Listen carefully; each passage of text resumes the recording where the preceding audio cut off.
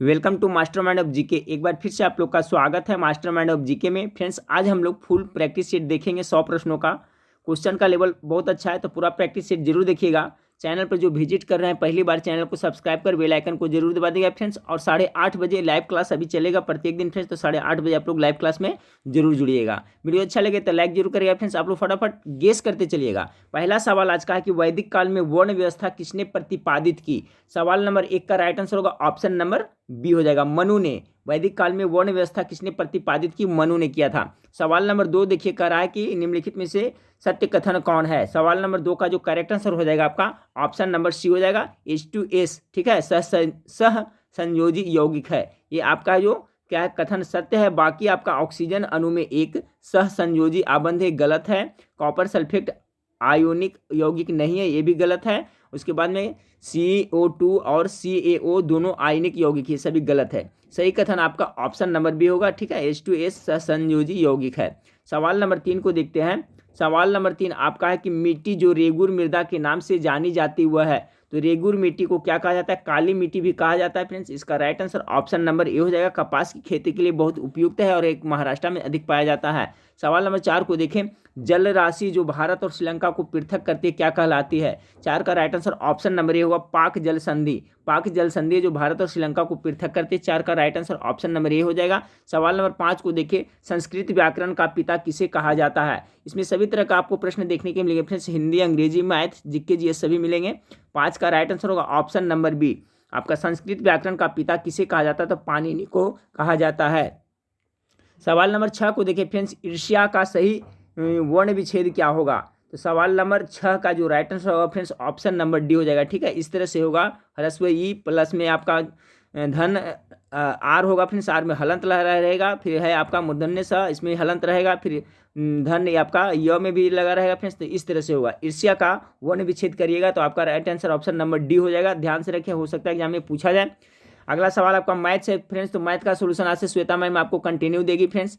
ठीक है, तो सवाल नंबर 7 का आप लोग देख लीजिए। 7 का जो राइट आंसर इसमें हो जाएगा ऑप्शन नंबर सी हो जाएगा। ठीक है, 7 का right answer option number C हो जाएगा। त्रिभुज ABC में कोण BAC 90 डिग्री है और AD लंब के BC है, तो इसका right answer option number C हो जाएगा। ठीक है, चलिए अगला सवाल को देखते हैं। 8 नंबर सवाल के एक तत्व ऑक्सीजन के साथ अभिक्रिया कर उच्च गलनांक वाला यौगिक निर्मित करता है। यह यौगिक जल में विलेय है। स्वाभाविक तत्व कौन सा है। तो 8 का जो राइट आंसर होगा ऑप्शन नंबर 1 कैल्शियम। ठीक है, एक तत्व ऑक्सीजन के साथ अभिक्रिया कर उच्च गलनांक वाला यौगिक निर्मित करता है। यह यौगिक जल में विलेय है, तो इसका जो right answer option number A हो जाएगा 8 का। सवाल नंबर 9 को देखिए फ्रेंड्स कि भारत में प्रथम आम चुनाव कब हुआ था। तो भारत में प्रथम आम चुनाव कब हुआ था, 1951-52 में हुआ था फ्रेंड्स। ठीक है, 51-52, तो ऑप्शन में देखिए आपका 52 दिया हुआ, तो इसका right answer option number B हो जाएगा। ठीक है, 51-52 में हुआ था। चलिए सवाल नंबर 10 को देखते हैं। नागा अर्जुन सागर बांध जिस नदी पे है, तो किस नदी पे नागा अर्जुन सागर बांध है, तो आपका कृष्णा नदी पे फ्रेंड्स, ऑप्शन नंबर ए हो जाएगा। ठीक है, और 10 का right answer option number A हो जाएगा। सवाल नंबर 11 को देखिए फ्रेंड्स। सवाल नंबर 11 है, गलत कथन को चिन्हित करें। विधानसभा के सदस्य की सदस्यता भंग की जा सकती है। तो देखिए, वह भारत सरकार या किसी राज्य सरकार में लाभ के पद पर हो, तो ये सही या कथन है। वह मानसिक रूप से विक्षिप्त, ये भी सही है। वह दिवालिया, वह सही है। उसकी आयु 30 वर्ष की हो, एक गलत है फ्रेंड्स। विधानसभा के सदस्य की आयु कितनी वर्ष होती है फ्रेंड्स, आपको सबको पता है 25 वर्ष होता है, वही चुनाव होते हैं। तो एक कथन है, जो इस तरह से क्वेश्चन पूछा रहा है उस हिसाब से आपका ऑप्शन नंबर डी गलत कथन है। चलिए सवाल नंबर 12 को देखिए, कर अंग्रेजी से है। Fill up the blank with correct option. कर नेक्स्ट टाइम वी 12 का क्या यहाँ पर भरा जाएगा, तो आप यहाँ पर भरा जाएगा ऑप्शन नंबर बी। ठीक है, next time we will keep an eye on our compass so that we do not lose our sense of direction. यानी सवाल नंबर 12 का right answer option number B होगा, विल कीप वहाँ पर भरा जाएगा। सवाल नंबर 13 को देखिए। सभी जातिवाचक संज्ञा का समूह है, इसमें से कौन सा है जो आपका जातिवाचक संज्ञा फ्रेंड्स, तो चेक कर लीजिए। इसमें आपके देखिए बूढ़ा, नदी, गोदावरी, ये आपका तो गलत हो जाएगा फ्रेंड्स, क्योंकि गोदावरी कोई पार्टिकुलर खास नदी का नाम है, तो ये आपका जातिवाचक नहीं व्यक्तिवाचक संज्ञा हो जाएगा। फिर लड़की है, नागरिक, बुढ़ापा, ये देखिए बुढ़ापा इसमें भाववाचक संज्ञा हो जा रहा है। दिल्ली देखिए आपका व्यक्तिवाचक संज्ञा, किसी खास शहर का नाम है, तो राइट आंसर क्या हो जाएगा, ऑप्शन नंबर आपका बी हो जाएगा। लड़का कहें तो देखिए जातिवाचक संज्ञा सभी लड़का का बोध है, नगर कहें तो जितना है नगर सबका, कार कहें तो सबका जाति का बोध है, यानी ऑप्शन नंबर बी होगा। ऑप्शन नंबर बी में सभी है जो आपका जातिवाचक संज्ञा है। सवाल नंबर 14 को देखिए फ्रेंड्स, आपका कह रहा है कि 60 डिग्री के कोण पर आनत दो समतल दर्पणों के बीच जब एक वस्तु को रखा जाता तब बनने वाले प्रतिबिंब की संख्या कितनी होती है। तो सवाल नंबर 14 का जो करेक्ट आंसर होगा ऑप्शन नंबर सी, कितना 5 हो जाएगा। चलिए सवाल नंबर 15 मैथ का फ्रेंड्स, इसका सोल्यूशन आपको श्वेता मैम मैथ से देगी। सवाल नंबर 16 को देखें कि होम रूल लीग आंदोलन किसने प्रारंभ किया था। तो एनी बेसेंट और कौन किया था, लोकमान्य तिलक ने किया था ना। 16 नंबर सवाल का right answer option number D हो जाएगा। ठीक है, आगे है मोहनजोदड़ो का शाब्दिक अर्थ क्या है। तो मृतकों के टिल्ला, सभी को पता होगा, सी हो जाएगा सही आंसर। सवाल नंबर 18 को देखिए, निम्नलिखित में से कौन सा एक पायरीमिडीन क्षार नहीं है। निम्नलिखित में से कौन सा एक पायरीमिडीन क्षार नहीं है। तो सवाल नंबर 18 का जो राइट आंसर होगा फ्रेंड्स ऑप्शन नंबर डी हो जाएगा, गुआनिन। ठीक है, गुआनिन है जो इसका करेक्ट आंसर हो जाएगा। सवाल नंबर 19 को देखते हैं। सवाल नंबर 19 आपका है कि प व्यंजन का उच्चारण स्थान क्या है। तो प देखिए कंठ और ओष्ठ दोनों से मिलकर के होता है फ्रेंड्स। ठीक है, ऑप्शन नंबर डी इसका करेक्ट आंसर हो जाएगा। प व्यंजन का उच्चारण का है तो कंठ और ओष्ठ दोनों मिलाकर के होता है। 19 का डी हो गया। सवाल नंबर 20 को देखें। सवाल नंबर 20 आपका है कि निम्नलिखित में से कौन विखंडन योग प्राकृतिक तत्व है। तो सभी को पता है यूरेनियम 235 है फ्रेंड्स। आपका सवाल नंबर 20 का right answer option number B हो जाएगा। अगला है, इनमें से संज्ञा शब्द कौन सा है। तो देखिए गेस कीजिए, ईमानदार हो गया, स्वस्थ हो गया, कुटिल हो गया, माधुर्य हो गया। तो देखिए आपका ईमानदार है जो आपका विशेषण है, स्वस्थ है ये भी विशेषता बता रहा है, स्वस्थ, कुटिल है जो ये भी है विशेषता, माधुर्य है जो आपका संज्ञा शब्द है। 21 नंबर सवाल का right answer option number A हो जाएगा। सवाल नंबर 22 को देखिए। सवाल नंबर 22 आपका है कि किस कारण से आकाश का रंग नीला दिखाई देता है। तो किस कारण से आकाश का रंग नीला दिखाई देता है। 22 नंबर सवाल का right answer option number C होगा, प्रकाश के प्रकीर्णन के कारण आकाश का रंग है जो कैसा दिखाई देता है, तो नीला दिखाई देता है। ठीक है, सवाल नंबर 22 का जो राइट आंसर हो जाएगा ऑप्शन नंबर सी, किस कारण से आकाश का रंग नीला दिखाई देता है। तो प्रकाश के प्रकीर्णन के कारण दिखाई देता है, ऑप्शन नंबर सी करेक्ट होगा। सवाल नंबर 23 को देखें। सवाल नंबर 23 आपका देखिए कह रहा है फ्रेंड्स आपका कि नीचे 3 आकृतियां दी गई है। ये मैथ का सवाल है फ्रेंड्स। ठीक है, इसको देखिए सिंपल है, ऐसा ही बन जाएगा। ये 3 आकृतियां दिया हुआ है फ्रेंड्स, और क्या इसमें कह रहा है कि आपको निम्नलिखित में से कौन सा कथन सही है। तो देखिए फ्रेंड्स, इसका जो राइट आंसर दे रहा है ऑप्शन नंबर बी दे रहा है। ठीक है, ऑप्शन नंबर बी, 3 ही आकृतियों के क्षेत्रफल समान है। कैसे, देखिए आयत है, आयत का क्षेत्रफल बराबर क्या होता है फ्रेंड्स। तो आपको सब लंबाई गुनी चौड़ाई, 9 गुनी 4 36 आया इसका क्षेत्रफल।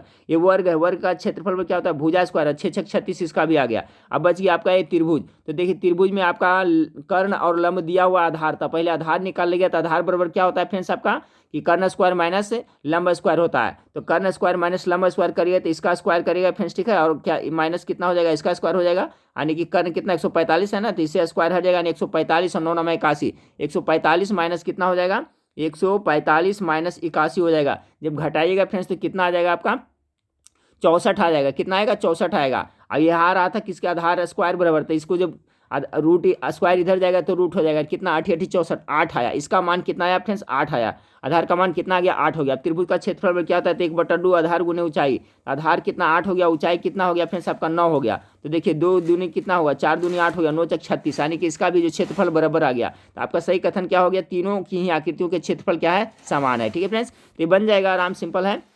सवाल नंबर देखिए 24 को देखते हैं कि वह अवस्था जब सचमुच में युद्ध हुआ नहीं होता परंतु युद्ध का माहौल हमेशा बना रहता है, उसे क्या कहते हैं। मॉडरेट सवाल है फ्रेंड्स, देखिए किस तरह से इस तरह सवाल पूछा जा सकता है। तो उसे देखिए शीत युद्ध कहा जाता है। ठीक है, शीत युद्ध में क्या है फ्रेंड्स, देखिए यही करा, वो अवस्था जब सचमुच में युद्ध नहीं होता है परंतु युद्ध का माहौल बना रहता है, उसे क्या कहते हैं। तो 24 नंबर सवाल का right answer option number B, शीत युद्ध कहते हैं। सवाल नंबर 25 को देखें कि निम्नलिखित में से कौन एक गैर परंपरागत ऊर्जा स्रोत है। देखिए इसमें कन्फ्यूज्ड नहीं होना है फ्रेंड्स, गैर परंपरागत और परंपरागत का कॉन्सेप्ट क्लियर जरूर रखेगा। एक सवाल तो इससे पक्का पूछा जाएगा। तो इसका जो राइट आंसर होगा ऑप्शन नंबर डी होगा, पवन वायु। देखिए गैर परंपरागत ऊर्जा स्रोत को ही क्या कहते हैं, नवीकरणीय ऊर्जा स्रोत। ठीक है, नवीकरणीय ऊर्जा स्रोत कहते हैं गैर परंपरागत को। तो गैर परंपरागत के अंतर्गत हो गया फ्रेंड्स आपका वायु हो गया, सौर ऊर्जा होगा, पवन ऊर्जा हो गया, जल ऊर्जा हो गया, ये सभी है जो आपका क्या हो जाएगा, गैर परंपरागत। गैर परंपरागत अर्थात नवीकरणीय ऊर्जा का स्रोत। बाकी बच गया फ्रेंड्स आपका कोयला, डीजल और पेट्रोल, ये सभी है जो किसका ऐसा है, परंपरागत स्रोत है, ठीक है, परंपरागत स्रोत है या तो अनवीकरणीय स्रोत का उदाहरण है। तो कॉन्सेप्ट क्लियर हो गया होगा फ्रेंड्स। ये जरूर याद रखिए, गैर परंपरागत ऊर्जा स्रोत और नवीकरणीय ऊर्जा स्रोत एक ही है, उसके बाद आपको पकड़ में आ जाएगा, ठीक है। अगला सवाल को लेते हैं, सवाल नंबर 26 को, निम्नलिखित में से संसाधन का कौन सा तरीका दुग्ध तथा दूध उत्पादों के परिरक्षण में प्रयोग किया जाता है। सवाल नंबर 26 का राइट आंसर क्या होगा फ्रेंड्स, ऑप्शन नंबर सी, पाश्चुरीकरण। ये पाश्चुरीकरण का खोज किसने किया फ्रेंड, तो लुई पास्चर ने किया था, ठीक है, याद रखिएगा, लुई पास्चर ने किया था, जिन्होंने रेबीज के टीके का भी खोज किया था। तो दोनों याद रखिएगा, दूध के पाश्चुरेशन का खोज किसने किया था, तो आपका लुई पास्चर ने किया था, जिन्होंने रेबीज के टीके का भी खोज किया था। तो याद रखिएगा, सवाल नंबर 26 का correct answer option number C हो गया। चलिए सवाल नंबर 27 को देखते हैं कि राष्ट्रपति द्वारा राज्यसभा में मनोनीत सदस्यों की संख्या कितनी है। 27 का करेक्ट आंसर कितना हो जाएगा, ऑप्शन नंबर सी हो जाएगा फ्रेंड्स। राज्यसभा में कितना करता है, 12 करता है, और एंग्लो इंडियन लोकसभा में 2 करता है, वो भी याद रखिएगा।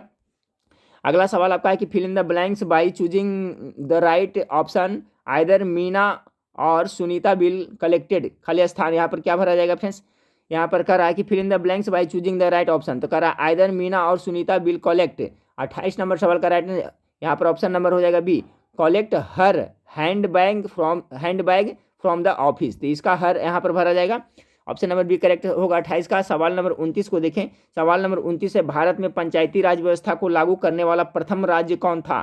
29 नंबर सवाल का राइट आंसर क्या होगा, ऑप्शन नंबर बी हो जाएगा, राजस्थान हो जाएगा, ठीक फ्रेंड्स। तो देखिए आपका ये भारत में पंचायती राज व्यवस्था को लागू करने वाला प्रथम राज्य कौन था, तो आपका राजस्थान हो जाएगा। देखिए आधुनिक भारत में प्रथम बार है जो कौन थे, प्रधानमंत्री जवाहरलाल नेहरू द्वारा, ठीक है। राजस्थान के कहाँ से, नागौर जिले में आपका 2 अक्टूबर कितना 1951 में पंचायती राज व्यवस्था लागू किया गया था। किसके शासनकाल में, तो उस समय आपका प्रधानमंत्री कौन थे, जवाहरलाल नेहरू। और ये पंचायती राज व्यवस्था राजस्थान के कहाँ से, तो नागौर जिले में लागू हुआ था, ये भी आप लोग जरूर याद रखिएगा। और कब हुआ था फ्रेंड्स, तो 1951 ईस्वी में, उस समय आपका ये लागू किया गया था। तो ये अच्छा सवाल है कि पंचायती राज व्यवस्था लागू करने वाला प्रथम राज्य आपका राजस्थान है, और प्रधानमंत्री उस समय कौन थे, जवाहरलाल नेहरू, तभी ये लागू हुआ था। अगला सवाल को देखिए, सवाल नंबर 30 को, भारत में निम्नलिखित में से कौन सा प्रदेश झूम कृषि के लिए प्रसिद्ध है। 30 नंबर सवाल का राइट आंसर होगा फ्रेंड्स, ऑप्शन नंबर डी, पूर्वोत्तर क्षेत्र में झूम की खेती अधिक होती है। 30 का right answer option number D हो जाएगा। 31 नंबर सवाल को देखें कि शहर जो भारत की सिलिकॉन वैली किसे, बेंगलुरु को कहा जाता है, ऑप्शन नंबर 1 करेक्ट आंसर हो जाएगा। फटाफट देखते चलें, चींटी या मधुमक्खी के काटने से उसके डंक में निम्न द्रव्य पाया जाता है, तो फॉर्मिक एसिड के कारण ही होता है फ्रेंड्स, ऑप्शन नंबर ए इसका 32 का राइट आंसर हो जाएगा। ऑक्जेलिक अम्ल है जो टमाटर में पाया जाता है, ये भी याद रखिएगा, ठीक है। ऑक्जेलिक अम्ल है जो टमाटर में पाया जाता है, जो कपड़े में धब्बा रहता है उसके लिए होता है। एसेटिक अम्ल सिरका में पाया जाता है। टार्टेरिक अम्ल इमली और अंगूर में पाया जाता है। तो सब याद रखिए, नींबू संतरा में साइट्रिक अम्ल पाया जाता है। तो यहाँ सवाल चींटी मधुमक्खी का था, तो ऑप्शन नंबर 1 करेक्ट आंसर होगा, याद रखिए, एसेटिक सिरका में, ऑक्जेलिक टमाटर में पाया जाता है। चलिए 33 नंबर सवाल को देखते हैं। सवाल नंबर 33 आपका है फ्रेंड्स की, इफ आई, यहाँ पर खाली स्थान क्या भरा जाएगा, तो 33 का राइट आंसर होगा option number A, if I had enough money I would buy all the books, यानी कि यदि मेरे पास ज़्यादा पैसा होता तो क्या है, सभी किताबें मैं खरीद लेता। ऑप्शन नंबर ए इसका बिल्कुल राइट आंसर होगा। 33 का 34 नंबर सवाल का कह रहा है फ्रेंड्स आपका, इस समीकरण दिया हुआ है, इस अभिक्रिया में कौन सा पदार्थ अवकारक है, तो इसमें 34 नंबर सवाल का right answer option number A हो जाएगा, ठीक है। NH3 है जो आपका क्या अवकारक का है, इसमें 34 का right answer option number A होगा। सवाल नंबर 35 को देखें, सिक्किम एवं चीन किसके मध्य से एक दूसरे से जुड़े हुए हैं, तो चलिए फ्रेंड्स 35 का तो सभी का नाथुल्ला दर्रा है जो आपका करेक्ट आंसर हो जाएगा, ऑप्शन नंबर ए। सिक्किम और आपका चाइना है, जो भारत का सिक्किम और चाइना है जो नाथुल्ला दर्रा से जुड़े हुए हैं, ऑप्शन नंबर ए 35 का राइट आंसर होगा। सवाल नंबर 36 को देखें, किस माध्यम में ध्वनि का वेग अधिकतम होता है, सबको पता होना चाहिए फ्रेंड्स। 36 का क्या इसका हो जाएगा, तो ठोस में आपका सबसे अधिक होता है, ऑप्शन नंबर बी होता है। और ध्वनि का वेग है जो निर्वात में शून्य होता है, ये भी ध्यान रखिएगा, निर्वात है फ्रेंड्स, तो निर्वात में शून्य होता है, निर्वात में ध्वनि का वेग शून्य होता है, सबसे अधिक किस में होता है, तो ठोस में होता है। अगला सवाल को देखते हैं फ्रेंड्स। अगला सवाल आपका मैथ का है फ्रेंड्स, तो मैथ का देखिए, यदि घन के प्रत्येक किनारे को 50% बढ़ा दिया जाए तो उसको क्षेत्रफल में प्रतिशत वृद्धि क्या होगा, तो इसका तो आपको फार्मूला सबको पता होगा फ्रेंड्स, नहीं जानते तो अगर इस तरह से रहे, लगातार वृद्धि वाला फार्मूला लगेगा, 50% बढ़ाया जाता है तो क्या होता है फ्रेंड्स आपका x प्लस वाई और फिर प्लस क्या होता है x इंटू वाई बटा कितना 100 होता है, ये फार्मूला होता है, ठीक है। अब सभी जगह पर आपको 50 यहाँ पुट कर दीजिएगा फ्रेंड्स, तो x प्लस वाई देखिए इस तरह से कर लीजिएगा, फार्मूला याद रखिएगा क्या होता है, लगातार वृद्धि बराबर, तो x plus Y plus x into Y बटा 100, तो एक देखिए यहाँ पर हो जाएगा कितना 50 हो जाएगा, फिर यहाँ क्या हो जाएगा 50 हो जाएगा, उसके बाद फिर यहाँ जोड़ करेंगे, फिर कितना होगा 50 इंटू कितना हो जाएगा 50 अब बटा कितना 100 हो जाएगा। अब इसको काट दिए, एक शून्य से एक शून्य, एक शून्य से एक शून्य कट गया। अभी कितना हो गया 25 50 50 कितना हो गया तो 100 हो गया, 100 जोड़ कितना हो गया 25 हो गया, तो कितना 125%, यानी कि आपका 125% की वृद्धि हो रही है। तो सवाल नंबर जो आपका 37 है, इसका जो राइट आंसर क्या हो जाएगा ऑप्शन नंबर ए हो जाएगा। ठीक है, ये फार्मूला जरूर याद रखिए। इस टाइप का अगर मैथ पूछता है फ्रेंड्स तो चुटकी में बना सकते हैं, या आप यही याद रखिएगा लगातार वृद्धि, अगर वृद्धि हो रहा है, अगर वृद्धि हो रहा है घटेगा फ्रेंड्स तो वहाँ पर माइनस प्लस हो जाएगा फार्मूला में, लेकिन लगातार वृद्धि होगा फ्रेंड्स तो ये फार्मूला याद रखिएगा एक्स प्लस क्या वाई, या फिर प्लस एक्स इंटू वाई बटा 100। ठीक है, ये फार्मूला पर बन जाएगा। चलिए अगला सवाल को लेते हैं कि मानव हृदय में शुद्ध रक्त पाया जाता है, किस में पाया जाता है 38 नंबर सवाल का। तो इसका सही आंसर हो जाएगा फ्रेंड्स महाधमनी एवं बायां नीरल में शुद्ध रक्त पाया जाता है। ठीक है, शुद्ध रक्त किसे कहते हैं, जो ऑक्सीजन युक्त रक्त होता है उसे शुद्ध रक्त कहते हैं, और जो कार्बन डाइऑक्साइड युक्त रक्त होता है उसे अशुद्ध रक्त कहते हैं। ऐसे जनरली आपसे पूछा जाता है कि शुद्ध रक्त कौन ढोता है, तो जो धमनी होता है फ्रेंड्स, ठीक है, धमनी होता है वो क्या शुद्ध रक्त को धोता है, और जो सीरा होता है वो क्या करता है, सीरा है जो आपका अशुद्ध रक्त होता है। लेकिन इसमें भी एक एक्सेप्शन है फ्रेंड्स, फुफ्फुसीय धमनी और फुफ्फुसीय सीरा। तो फुफ्फुसीय धमनी जनरली शुद्ध रक्त होता है, लेकिन फुफ्फुसीय धमनी जो अशुद्ध रक्त होता है, और फुफ्फुसीय सीरा है जो क्या करता है फ्रेंड्स, वो आपका शुद्ध रक्त होता है। तो इसमें एक्सेप्शन है, लेकिन जनरली धमनी है जो शुद्ध रक्त होता है, और सीरा है जो अशुद्ध रक्त होता है। तो यहाँ पर शरीर आपका क्या था फ्रेंड्स कि मानव हृदय में शुद्ध रक्त पाया जाता है कहाँ, तो महाधमनी एवं बाएं नीले में शुद्ध रक्त पाया जाता है। 38 का right answer option number A हो गया। सवाल नंबर 39 को देखिए, स्थानीय निकाय अपने लिए राजस्व इकट्ठा करती है, किस तरह से करते हैं। 39 का right answer option number C हो जाएगा, गृह कर के द्वारा स्थानीय निकाय अपने लिए राजस्व इकट्ठा करती है। सवाल नंबर 40 को देखिए फ्रेंड्स, निम्नलिखित में से कौन प्लास्टिक बहुलक नहीं है। 40 का right answer option number Teflon है जो आपका प्लास्टिक बहुलक नहीं है। बाकी ये सब है जो पॉलीथीन है, पॉलीस्टाइरीन है, बेकेलाइट, ये सभी जो है। 40 का right answer option number B हो जाएगा, टेफ्लॉन है जो प्लास्टिक का बहुलक नहीं है। सवाल नंबर 41 को देखिए, अरावली पहाड़ियाँ भारत के किस राज्य में है। तो अरावली पहाड़ियाँ कहाँ पड़ता है फ्रेंड्स, तो आपका राजस्थान में पड़ता है। और ये अरावली पहाड़ियाँ है जो भारत के सबसे पुरानी पहाड़ियाँ हैं। ठीक है, अरावली पहाड़ियाँ जो कैसी पहाड़ी है, तो अवशिष्ट पर्वत है, और इसका सबसे ऊंचा शिखर को क्या कहते हैं, तो गुरु शिखर कहते हैं, याद रखिएगा। इसका सबसे जो ऊंचा शिखर उसे क्या कहते हैं, गुरु शिखर कहते हैं। क्या क्या हम लोग देखें, अरावली पहाड़ियाँ राजस्थान में है, ये किस प्रकार का पर्वत है, अवशिष्ट पर्वत है, इसके सबसे ऊंची शिखर को क्या कहते हैं, तो गुरु शिखर कहते हैं। अगला सवाल को लेते हैं, चिपको आंदोलन का आरंभ कहाँ हुआ था। सुंदरलाल बहुगुणा इसके नेता थे, कहाँ से हुआ था फ्रेंड्स, तो पहले तो इसका उत्तर प्रदेश में हुआ था, लेकिन अब किस में पड़ता है, ये उत्तराखंड में पड़ता है। तो ऑप्शन नंबर डी इसका राइट आंसर होगा ना, 42 का right answer option number D हो जाएगा। ठीक है, चिपको आंदोलन तत्काल में तो आपको उत्तराखंड में पड़ता है, पहले उत्तर प्रदेश में था। तो ये के हुआ आपका कहाँ से, चमोली जिले से में हुआ था। ठीक है, चमोली जिले से आपका 1973 ईस्वी के में आपका ये हुआ था, जो वन का कटाई होता था फ्रेंड्स, उसके विरोध किया गया था। इसके नेता सुंदरलाल बहुगुणा थे। तो याद रखिए, क्वेश्चन हमेशा पूछा जाता है, चिपको आंदोलन किससे संबंधित है, वनों की कटाई के बचाव से, और कहाँ हुआ था फ्रेंड्स, तो आप तत्काल में उत्तराखंड हो जाएगा। इसके नेता का सुंदरलाल बहुगुणा थे। चलिए सवाल नंबर 43 को देखते हैं, निम्नलिखित में से कौन सा जीवाणु द्वारा उत्पन्न एक सामान्य रोग है। जीवाणु के द्वारा क्या होता है, 43 का था हैजा होता है जो आपका फ्रेंड्स जीवाणु के द्वारा होता है। ठीक है, याद रखिएगा, 43 का राइट आंसर हो जाएगा ऑप्शन नंबर सी, हैजा है जो जीवाणु के द्वारा होता है। अगला है friends, pick out the correct sentence, इसमें से सही सेंटेंस चुनने को लेकर है। 44 का right answer option number C होगा, my book is here where is yours, यानी मेरा बुक तो यहाँ है, आपका किताब कहाँ, आप मेरी किताब तो यहाँ पे, आपकी किताब कहाँ है। इसका राइट आंसर ये होगा ऑप्शन नंबर सी 44 का। सवाल नंबर 45 को देखिए, बैंक नोट प्रेस कहाँ स्थित है। बैंक नोट प्रेस कहाँ स्थित है, 45 का तो आपका देवास में जैसा छपता है, मध्य प्रदेश में पड़ता है फ्रेंड्स। बैंक नोट कहाँ, तो देवास नाम सुने होंगे जहाँ पर नोट छपता है। ऑप्शन नंबर 20 का राइट आंसर होगा, बैंक नोट प्रेस कहाँ है, देवास में है, 45 का बी।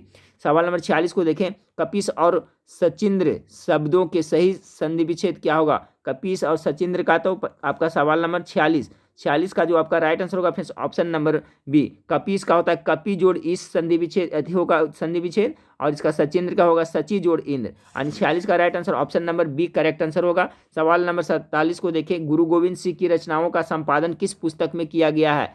तो आपका 47 का राइट आंसर होगा फ्रेंड्स ऑप्शन नंबर बी हो जाएगा, दसम ग्रंथ में। गुरु गोविंद सिंह की रचनाओं का संपादन किस पुस्तक में किया गया है, तो आपका दसम ग्रंथ में किया गया है।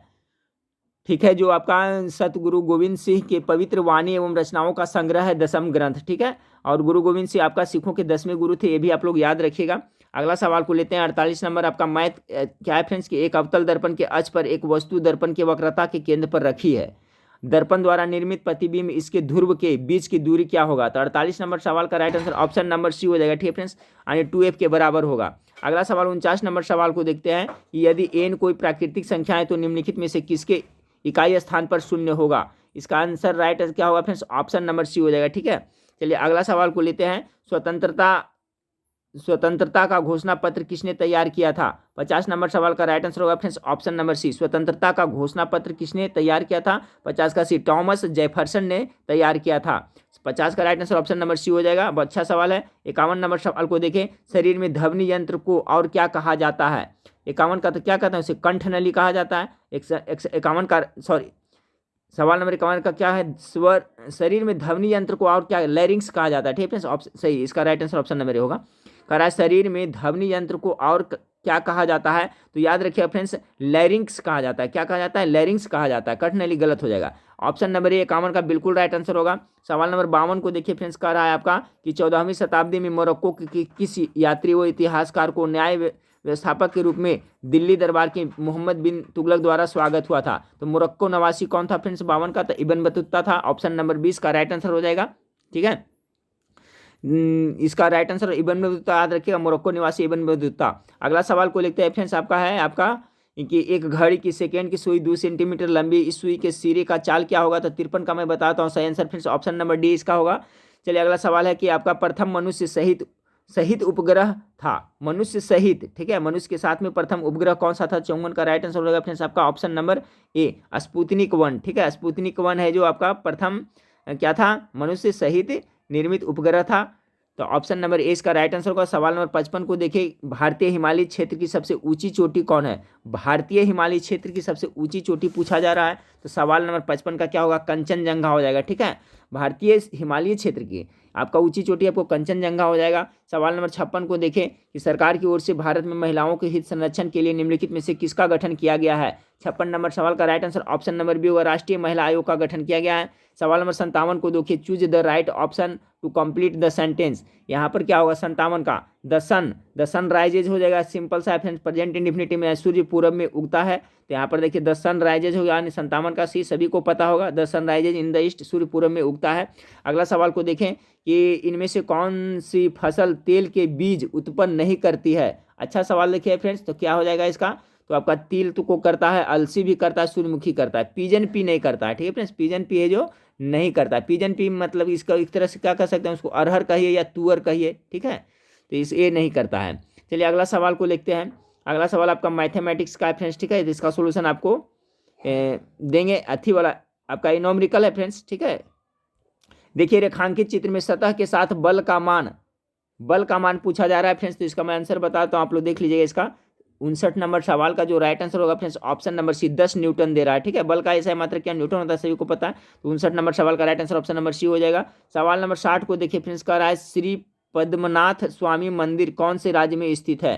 60 नंबर सवाल का राइट आंसर क्या होगा? 60 का right answer option number B, Kerala में है। श्री पद्मनाथ स्वामी मंदिर कहाँ स्थित है? तो केरल में स्थित है। अगला सवाल को देखते हैं कि अगला सवाल आपका कि निम्नलिखित अधातु तत्व में धात्विक चमक होती है। अधातु तत्व लेकिन उसमें क्या है? धात्विक चमक होती है। तो 61 नंबर सवाल का क्या हो जाएगा? आयोडीन हो जाएगा, ऑप्शन नंबर सी। ये सवाल देखिए बार बार रिपीट होता है, याद रखिएगा। कौन सा धातु तत्व है जिसमें धातुक चमक होती है? तो iodine is correct answer. 62 number सवाल को देखें, the phrase come across means क्या होता है? तो 62 नंबर सवाल का राइट आंसर हो जाएगा फ्रेंड्स ऑप्शन नंबर बी हो जाएगा। ठीक है, ऑप्शन नंबर 20 का करेक्ट आंसर होगा टू मीट और फाइंड बाई चांस। ठीक है, द फ्रेज कम अक्रॉस का क्या होता है? तो 62 का right answer option number B हो जाएगा।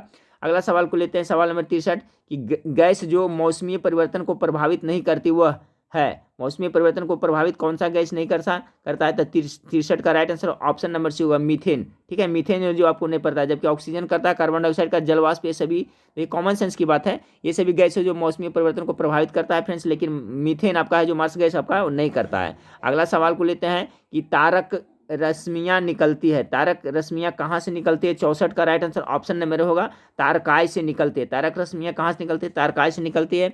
सवाल नंबर 65 को देखें। हाँ फ्रेंड्स, तो सवाल नंबर 65 को देखिए। सवाल नंबर 65 आपका सबसे छोटी अभाज्य संख्या एवं सबसे छोटी भाज्य संख्या के मौसा और लसा का गुणन। ये सवाल आप डायरेक्ट याद करके रखिएगा फ्रेंड्स। इसका right answer option number D होगा, 8 होगा।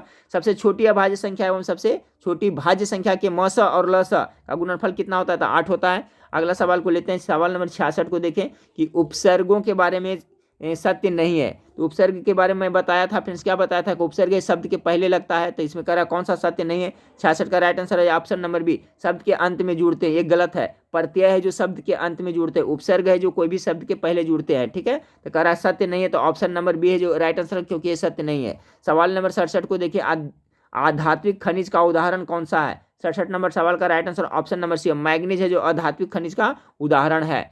चलिए अगला सवाल को देखते हैं कि सूर्य के द्वारा विकृत ऊर्जा का कारण क्या है। तो सभी पता है फ्रेंड्स, बहुत बार बता चुके हैं सभी प्रश्न, कि नाभिकीय संलयन होता है सूर्य पे। आपका 68 नंबर सवाल का right answer option number B हो जाएगा। अगला सवाल है, लोकतांत्रिक सरकार के 3 अंग है, कौन कौन है। 69 नंबर सवाल का हो जाएगा, कार्यपालिका, विधायिका और न्यायपालिका। याद रखिएगा ऑप्शन नंबर ए इसका करेक्ट आंसर हो जाएगा। सवाल नंबर 70 को देखते हैं, सवाल नंबर 70 आपका मैथ से फ्रेंड्स, ठीक है।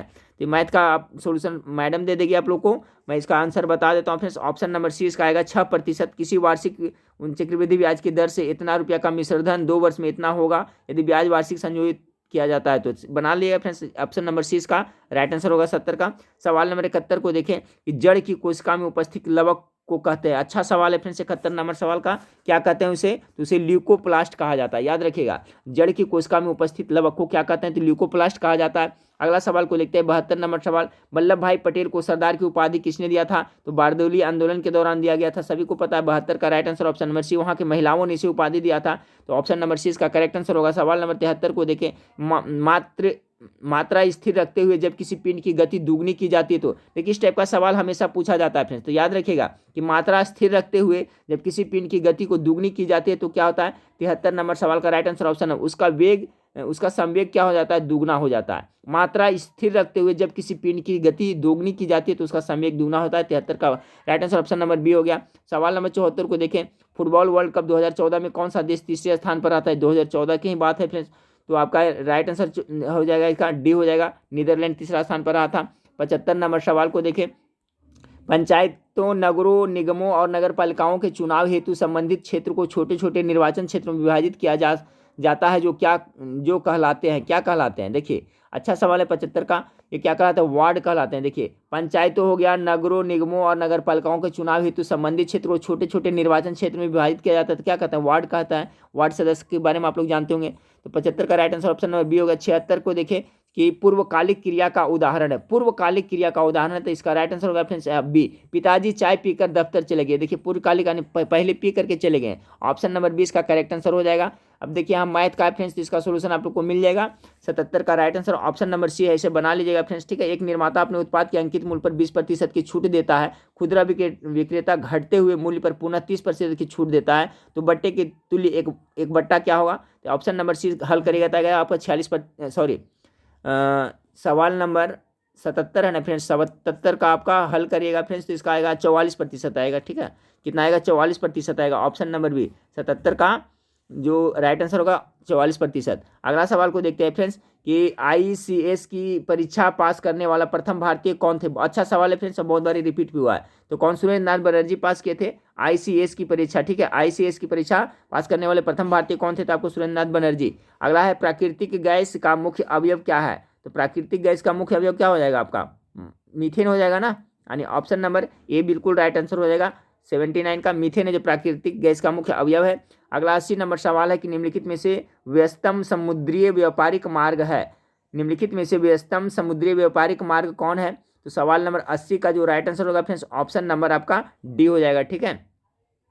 उत्तरी अटलांटिक व्यापारिक मार्ग है जो बहुत ज़्यादा व्यस्त है बाकी की तुलना में, तो निम्नलिखित में से व्यस्तम समुद्री व्यापारिक मार्ग क्या, उत्तरी अटलांटिक व्यापारिक मार्ग।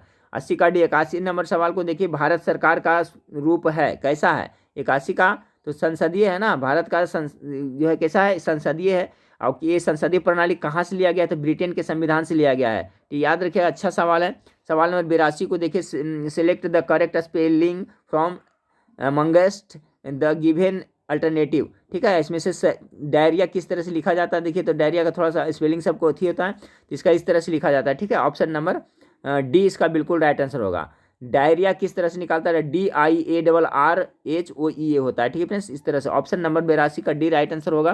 83 नंबर सवाल को देखें कि 1941 में द्वितीय विश्व के दौरान किन घटनाओं के कारण जर्मनी और उसके साथी राष्ट्रों की हार हुई थी। कौन सा घटना के कारण ये हार हुई थी। आपका 83 का राइट आंसर होगा ऑप्शन नंबर सी 2 और 4। 2 में क्या है, जर्मनी का रूस पर आक्रमण, और 4 में क्या है फ्रेंड्स, जापान का पर्ल हार्बर पर आक्रमण, यही कारण से हुआ था। ठीक है, चलिए अगला सवाल को लेते हैं। मैथ से है फ्रेंड्स, तो इसका सोल्यूशन आप लोग को मिल जाएगा, ये भी मैथ से है। 86 नंबर सवाल को देखें।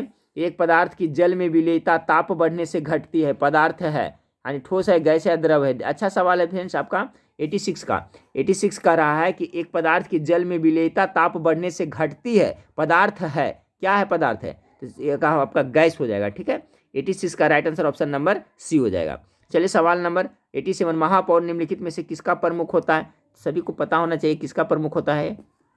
तो नगर निगम के प्रमुख को क्या कहते हैं, महापौर कहा जाता है। 87 का right answer option number B होगा। 88 का देखिए, नदी जो दक्षिण गंगा कहलाती है, तो दक्षिण का गंगा कौन कहलाती है 88 का, तो आपको गोदावरी को दक्षिण का गंगा कहा जाता है। 88 का right answer option number B हो जाएगा। 89 को देखिए, लोकमान्य तिलक के विषय में निम्नलिखित में से कौन सा कथन सही नहीं है। 89 का right answer option number B है, वो नरमपंथी कांग्रेस नेता थे, गलत है। ठीक है फ्रेंड्स, लोकमान्य तिलक ये आपका नरमपंथी नेता थे, ये गलत है। 89 का right answer option number B होगा। ठीक है, और देखिए, उन्होंने मराठी पत्र केसरी का प्रकाशित किया था, तो याद रखिए पूछा जाता है केसरी का संपादन प्रकाशन किसने किया था, तो लोकमान्य तिलक ने। उनने गणपति एवं शिवाजी नामक त्योहार की शुरुआत की, ये भी पूछा जाता है। देखिए इसमें बहुत अच्छा जीके फ्रेंड्स इनके बारे में, इसको मैं बढ़िया से कर देता हूँ। ठीक है, तो इनके बारे में जो गलत कथन है फ्रेंड्स, तो आपका ये हो गया option number B right answer हो गया। अब पूछेगा आपका केसरी पत्र का, केसरी जो मराठी पत्र है उसका प्रकाशित किसके द्वारा किया गया था, तो आपको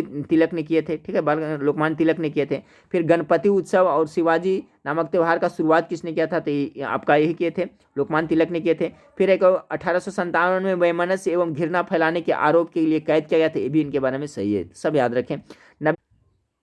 हाँ फिर सवाल नंबर 90 को देखिए। सवाल नंबर 90 है कि भारत में मैंगनीज का सर्वाधिक प्रतिशत उत्पादन करने वाला राज्य निम्नलिखित में से कौन सा है। इसका जवाब हमें कमेंट करके बताएगा फ्रेंड्स कि मैंगनीज का सबसे ज़्यादा उत्पादन वर्तमान में किस राज्य में होता है, बहुत बार मैं बता चुका हूँ। अगला सवाल आपको 91 को देखिए फ्रेंड्स की, लोकतंत्र जनता का, जनता द्वारा तथा जनता के लिए शासन है, यह कथन किसका है, 91 का।